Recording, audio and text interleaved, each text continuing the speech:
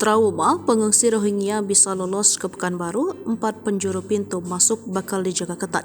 Masuknya 13 pengungsi Rohingya ke Pekanbaru membuat pihak pemerintah segera ambil tindakan. Sebanyak 13 pengungsi Rohingya berhasil lolos ke Pekanbaru, memperlihatkan lemahnya pengawasan keamanan. Ke-13 pengungsi Rohingya itu terluntang-lantung di ibu kota Riau, Pekanbaru pada Kamis 14 Desember 2023 lalu. Para pengungsi Rohingya ini terlihat beristirahat sambil tidur-tiduran di pedestrian Jalan Jenderal Sudirman, Pekanbaru.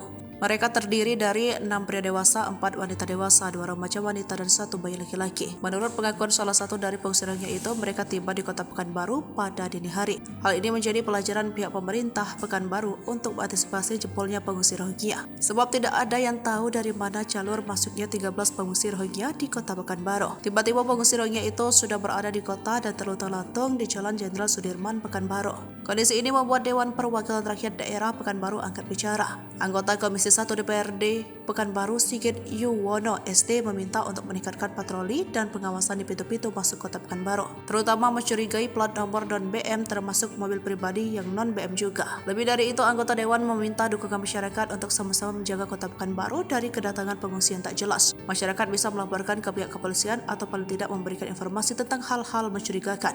Saat ini Pemko bersama Satgas Penanganan Pengungsi Luar Negeri Pekanbaru sedang mendata 13 pengungsi Rohingya. Bahkan Pemko juga menunggu pendataan dari International Organization for Immigration dan Badan PBB urusan pengungsi. Saat ini para pengungsi tersebut sudah diinapkan di Rudenim Pekanbaru.